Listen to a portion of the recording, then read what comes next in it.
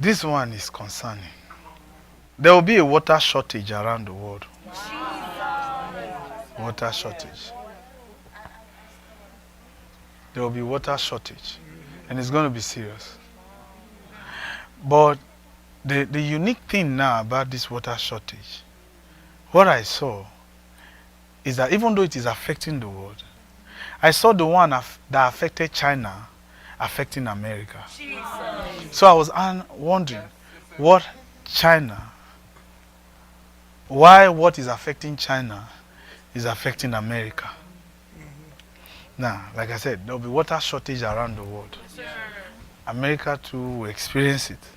But you find that it's like there will be a blame that China, the water shortage from China, is why America is running short of it.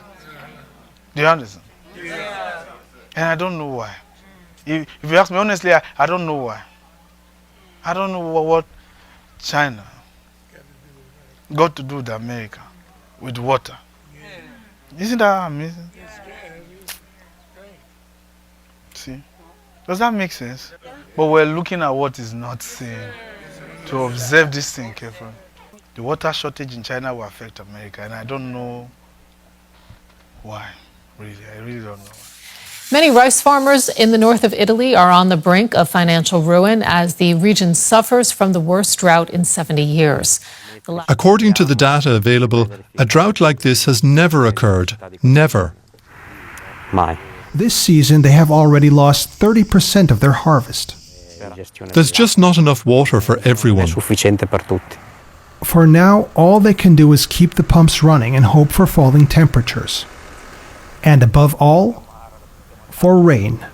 Europe is in the grip of its most extreme drought in decades. Record-breaking heat waves linked to climate change have dried up rivers across the continent and sent water reserves plummeting to historic lows. Europe's rivers are disappearing. Farmers are warning of devastating consequences for the region known as Italy's breadbasket. Spain is facing similarly dire conditions, with reservoirs falling to their lowest levels since 1995. At this one in Extremadura, the water has receded so far, a medieval bridge submerged decades ago is exposed again. In Catalonia, this 9th century church has also emerged from the depths. With scorching weather predicted to continue, water supplies are set to only dwindle further.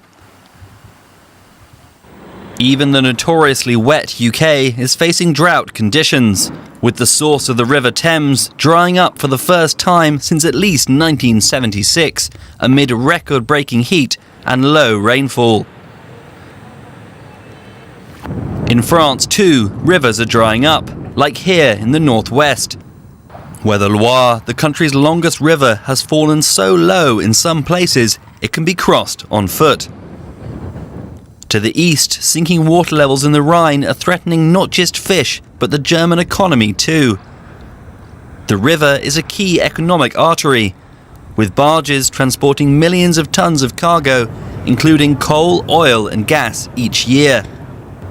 Well, Steve, I'm standing not very far from the middle of River Rhine. Now, just a few weeks back, I would have been underwater. Just to put things like, in plain words, I would have been underwater. But below me right now, you can see the river bed. You can see pieces of stones, rocks, wood, all exposed now. What ramifications does that have for these businesses upstream trying to get their goods to the sea? Given that not only supply chains would be disrupted, but these ships also carry coal, diesel, gas oil, and that's actually very important during the energy crisis that we are facing at this point in time. So electricity prices would go up, and that would actually be a double whammy for the economy. The federal government has declared a shortage on the Colorado River, which provides water to nearly 40 million people. It's a crisis on the Colorado. The nation's largest reservoirs are rapidly retreating. Iconic dams could stop producing power. Western states are being warned to drastically cut their water use. This is a crisis that we haven't seen in history. So you're saying literally a year ago, this boat we're on right now would have been 30, 40 feet up there? Yep. It's absolutely crazy. We should not get to a day where we turn the faucet and there is no water. This is the first time the government has ever declared a Tier 2 shortage. Once you get into Tier 2, basically what that means is Nevada and Arizona and Mexico have further cuts to their water supply from the Colorado River. So that's kind of how it works. So you're really going to see a lot of farmers in Arizona impacted by these cutbacks, because when you talk about losing 21% of your water supply from one place, that's a pretty big deal. Yeah. And Guad, it's beyond frustrating. This is a systemic failure. Federal, state, local, for the people of Jackson at this point. We originally came here because of the flooding. As we were reporting on the flooding, the mayor walked up and said, you know, we do have an issue with the water plant, and then this became a huge story. President Biden spoke to the mayor this morning. The EPA is involved, FEMA. But according to the information that we've received from the state, there's numerous other problems with the plant. They've had their experts in there. They say that they need more people to be working on the plant. They, of course, need to work on the infrastructure, and it's going to take a long time. We went into the community, Chuck, to talk to some people and see what it's like. Take a listen to this mother of three who's been living in Jackson all summer with these problems. It's hot, it's muggy, no water. It's been like that on and off actually throughout the whole summer. How much are you spending on all this water? Now on water, just for during the summer, we've spent about $900 on water. Wow, so you're spending a little less than 100, maybe 100 a week, or? Yep, just on water alone, yeah. Chuck, that's like a car payment, just on drinking water for her family. We should add that the school shut down as well, so her kids were at home. There's been issues with hospitals. I mean, it is a major problem. And Guad, is there any new construction? Is there any new water treatment facility that's in the works? Are there blueprints waiting to be approved? So the city manages the plant, right? I asked the mayor, why is it that the issues haven't been fixed? He said they've needed more resources for some time. So when I asked the mayor, I said, well, if you could find the one solution that would work for sure, what would it be? He said, I would not be opposed to a new plant. Then I asked him, well, what would that take? And he said about $1 billion. And unprecedented droughts and heat waves have put water scarcity in sharp focus. Worldwide, more than 2 billion people lack access to clean water, and water-scarce regions suffer from acute hunger, poor sanitation, and disease. South Africa is on the front line. Our correspondent Adrian Creech reports from Quebec, formerly Port Elizabeth in Eastern Cape. It's going through an extreme water shortage. Not a drop in the tap in Siphokazi Tembani's house for 7 months now. The supply has run dry. She has to carry the water all the way home for herself and her 4 grandchildren. We are getting sick because of carrying this water every day. My joints hurt, I have body pains, I have to take painkillers to sleep or go to the clinic. This dam should provide water for her home, but it's almost empty. It's only filled to less than 15% of its capacity. Only 4% is usable water. Right? It is estimated that about 1/3 of the water supply are lost due to leaking pipes. Each resident is supposed to use no more than 50 liters of water per day, with the municipality threatening to impose strict controls. In the poor neighborhood of Siphokazi Tembani, people feel they have been given empty promises for months. Even the water truck that is a lifeline for so many isn't organized by the municipality. It comes from an aid organization called Gift of the Givers. The world is thought to be experiencing one of the most extreme, long-lasting and widespread heatwave and drought events we've ever seen. This is China's Jialing River. It's a tributary of the Yangtze, and the entire region is robbed of water for hydroelectricity, and crop yields are expected to suffer. Here you can see successive days of extremes. The length, geographic spread and the severity of temperatures and drought exceed anything in China since records began.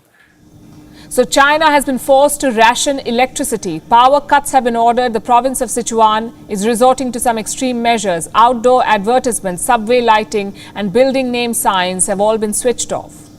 China is now struggling to keep its factories working. Manufacturers have started to complain. Car maker Tesla and SAIC have issued warnings. They've told the Chinese government that they're facing difficulties. They cannot keep up with their production targets. These car makers have demanded exceptions. They want power supply. It is brutal down there. I was in Wuhan late last week. It was so hot you couldn't sit down on the steps outside of a building. It felt like your buns were cooking. The heat and the drought have been shriveling up rivers. The Yangtze, in some parts of it, has been at the lowest level since at least 1865, and it's had wide repercussions across the country. Sichuan is what we know about the best. There are still power cuts to most industrial companies there. Factories that are suppliers to companies like Tesla, big polysilicon makers for solar panels, big lithium battery makers for EVs. They've had to reduce or shut down production because of this. But it's going wider than that. Shanghai, Zhejiang, Jiangsu, these provinces that get power from dams like the Three Gorges, they've reduced electricity use.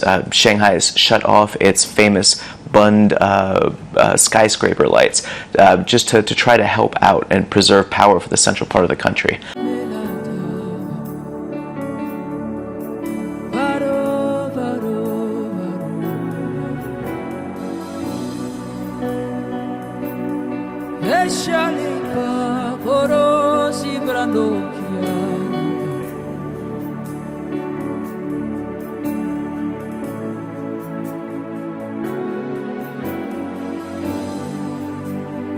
I am your own. I am your own. Till the day you will come. Jesus, I am your own.